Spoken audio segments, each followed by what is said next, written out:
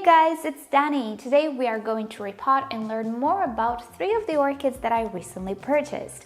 If you missed my recent haul and unboxing, check it down below in the description. I did purchase myself quite the wonderful and unique orchids, certainly new for me. They're mainly species, so because they are new to me and I think there is a lot to learn about them, I think it's fitting to make a learn plus repotting type of video. As you can see, my orchids are already repotted. All of the orchids that I purchased are already repotted, but it's all filmed, so don't worry. But I believe a video with all of them would be too long, so we're gonna do these videos with 3 at a time. And for today, I chose the Dendrochilums and also the Acineta. All of these are species. All of these are easy to grow, apparently, in a home. So I'm looking forward to learning more, together with you guys, of course. So don't forget to give this video a like if you do end up enjoying it. A share would be great, and why not subscribe? I post 3 times a week. So with this said, let's just start with the big guy over here. This is the Dendrochilum magnum, and it barely fits in the frame. Alrighty, so the Dendrochilum magnum is the biggest Dendrochilum as far as I know. It is, as you can see, super large. It is measuring about 60 centimeters in height. You'll have the equivalent in inches on the screen. And in width, my plant measures about 1 meter or so. The leaves tend to droop down a little bit, so it's not quite 1 meter, but it is a big orchid. It is a statement piece. I find it to be so suitable as a houseplant because of this, since many orchids we grow are not really all that big, so you cannot really make a statement in a corner of your home. This guy can do that, and there aren't many orchids which can. So I do appreciate the size. While I don't think I would put only big orchids in my grown room, one of them is very welcome. I'll show you the setup where I have it at the end of its presentation. So this species is found in the Philippines, and it grows mostly on mossy forests at high altitudes. Now, here's a little bit of a pickle. In my research about this orchid, I found it described as a cooler grower since it's growing at these high altitudes, but if you look at the Orchid website, they suggest it takes intermediate to warm conditions. So for now, what I decided to do is keep it in the grow room. I'm not gonna keep it outside under any circumstance in the summertime, and I am trying to keep it lower, let's say close to the ground, just to give it at least intermediate conditions. I really hope he's not a cold grower. I doubt it. I don't think he's anything like the Draculas, but there is this bit of a debate, let's say, on the internet, which contradicts each other, so I'm just gonna go with the middle ground and draw my conclusion from my experience. To be fully honest, I think he can handle intermediate conditions. I just don't think he would do great in the hot summer temperatures. And if the shape and size wasn't grandiose enough, well, I think the best trait of this orchid is its blooms, which are like beautiful yellow-white chains of flowers. Each individual flower is rather tiny from what I see in pictures, but this orchid produces a, let's say, chain of these little flowers, which arises, funnily enough, from the top of the canes as the growths mature. It's very similar to the Solagina usitana that I have. She's almost in bloom right now. Her flower spikes are developing a little bit before the leaves, and from pictures I see that this orchid has the same habit. In the end, of course, the growths do produce pseudobulbs, but I do believe the flowers are produced before the pseudobulbs are fully mature. I will be able to better tell after I have experience, so we'll get to those details some other time, but for now, I actually do see tiny little growths sprouting. And what's funny is that on top of them I can see a very sharp point. Could that be the top of the flower spike? I don't know. In the case of the Solagini, that's how the flower spike looks like, but we're not dealing with a Solagini here. I'm just trying to find a sort of a pattern with this orchid as well. Anyway, it would be great if it decides to bloom soon. If not, it's okay. I love it as a statement piece, as I was saying, but I'm very happy that the new growths are already growing.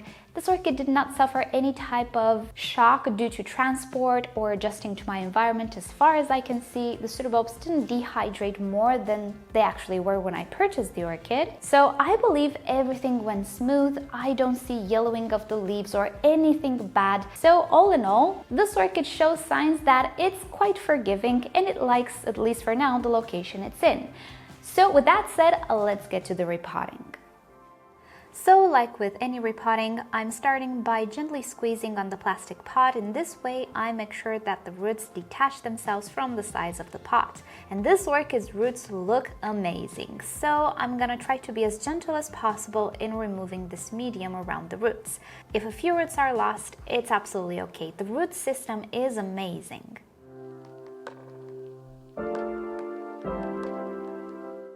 Now, because the plant is very large, I'm actually going to rinse the root system on the terrace using my garden hose, because doing this at the sink will be very messy.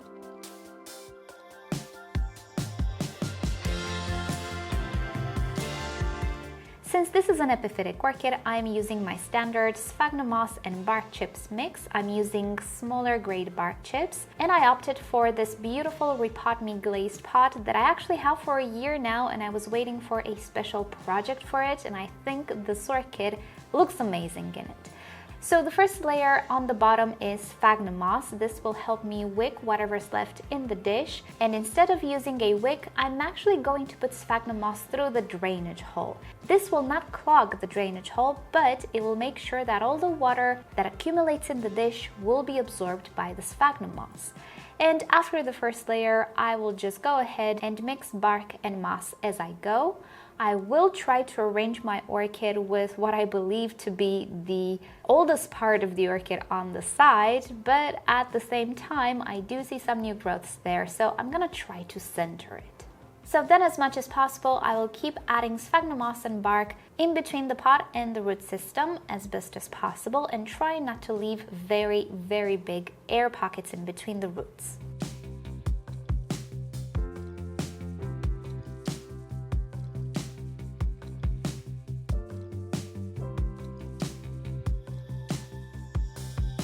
When all is said and done, a good watering again on the terrace, because it's a big orchid, just to make sure that all of the medium is wet and it falls into place. Regularly, I will not water it on the terrace, but for now, I think it's the best thing to do.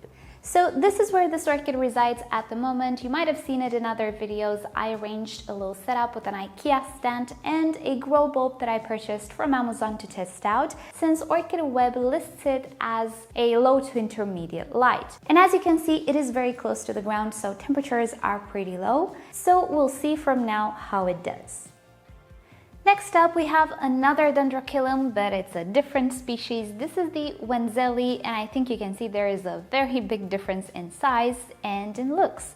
This orchid has such a nice grassy look to it that I am absolutely in love with it. Now, even though it is endemic to the Philippines once again, this one apparently comes from lower elevations, so it is more of a hot to warm growing type of orchid. So from this point of view, I didn't see much conflicting information, so I'm not hassling with maintaining lower temperatures or putting this orchid lower on the ground. I just keep it on one of my shelves. So looks alone, this orchid I believe is just as showy as the magnum, but on a different level of course, and in a different way. I for one am a sucker for grass-like type of orchids. The Maxillaria tenuifolia I love as well because it has this look.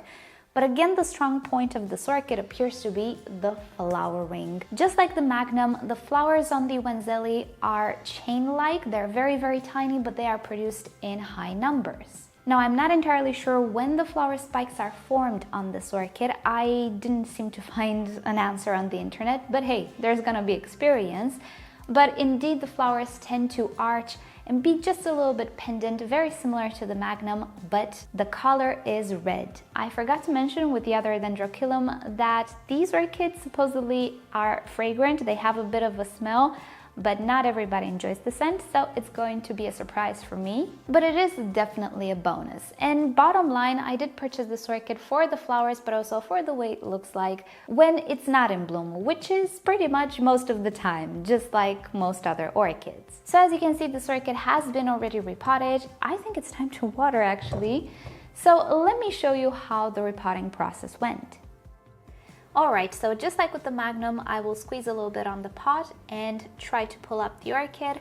And in this case, the orchid just came off of the pot really easy. Again, look at that root system. Very nice roots, but at the same time, it's a little nerve-wracking because I know I will damage quite a few roots. It's okay though, the orchid has a lot of roots. So a few roots that I damage during the process will not actually make a difference, but I will try to be careful nonetheless.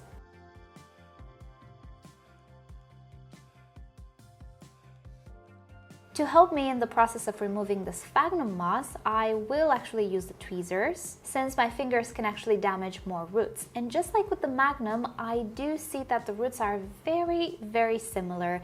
They're about cattleya size roots, but do you see they're a little bit orange? So I'll try to remove as many dead roots as possible. As for a pot, I'm going for a transparent slotted pot, again from Repotting. And with this orchid, since we have so many roots, I decided to put sphagnum moss in the center of the root ball just to make sure that I don't end up with very large air pockets. And afterwards, it's the same story, sphagnum moss at the bottom, then a mixture of bark and sphagnum moss, and bark at the top. This will make sure that I don't have an explosion of algae on the top. So here is where I keep this orchid. This is my southern exposure shelf. I do filter the sunshine, but now being that it's summer, the sun is not very low in the sky, so it doesn't really need all that much sheltering. It's bright, but it's not direct sunshine. One thing I forgot to mention with both of the Dendrochilums is that it's not okay to let them go dry for way too long. Apparently they do enjoy their moisture, so I am trying to maintain the medium in such a way that it doesn't actually stay dry for too long. I'm gonna let it dry out slightly, see how the orchids react. It's gonna be hard to tell with this one because I don't see the pseudobulbs, but the magnum didn't really fuss all that much when the medium went a little bit dry. So I think they can be tolerant to drought, but I'll be able to better tell in the following months. And lastly, here we have the Acineta superba, and yes, it really does mean it is superb. This is an orchid species coming from Venezuela, Colombia, Ecuador, and Peru, so not in the same region as the Dendrochilum, but it is an epiphyte and it enjoys warm to cool temperatures. It does have a variation between summer and winter, as I can see. Now, this orchid has the same habit as the gongoras and some stanhopeias. It tends to produce pendant flower spikes, which don't necessarily grow inside the medium right under the orchid, but they do grow on a horizontal and they don't actually have any strength to stand up. Hence why I decided to go for the orchid top pot, which I'm using for the other gongoras, because I think it's fitting, but obviously this orchid can be grown in baskets, mounds, or downright pots. I personally just don't want to miss out on any spikes which might get trapped somewhere in the medium in the pot, so that's why I'm choosing this transparent orchid top pot, which I think will be perfect. It is supposed to be an easy to grow orchid with low to medium light requirements, and of course the best feature are the blooms, which are not very showy. They're rather brown in color, but they're supposed to have a really nice light vanilla fragrance, and they're superb. They're simply beautiful looking. So for this one I went for the, let's say, wild look of it. So one of their Acinetas in bloom, and it's just wonderful. Reason why I purchased it. So in my example, which you will see a little bit more when we repot the orchid, we can see that the orchid top pot is very open and very flexible. So flexible that the medium can actually fall off. So it's very easy for me to see a flower spike developing and to make some space for it if it doesn't find space on its own. Also, the bottom is transparent on these pots, so even if you have a flower spike or you're afraid of having a flower spike at the bottom, you can definitely see it. And if you ever see a flower spike at the bottom which is trapped, then you will know to change the setup if you so desire. But I don't think it's gonna happen all that often. I think most of the flower spikes will come either from the middle of the pot, either on top of the pot, and I'm slowly but surely removing all of the medium from the pot. Now, ever since I recorded this video, I actually did a little bit more research, and I did see some pictures with Acinetas having flower spikes directly from below them, so I will make sure that there is no flower spike trapped in the pot.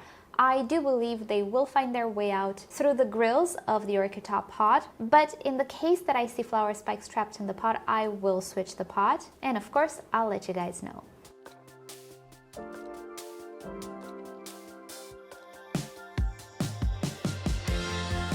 So with the orchid pot, I start again with a layer of moss because I water it exactly like the other pots. I'm using the tray it comes attached with as a reservoir. So just like with the other repottings, I try to make sure that I mix the bark and sphagnum moss, and I do try to put the bark close to the edge of the pot as possible and keep the moss in the center.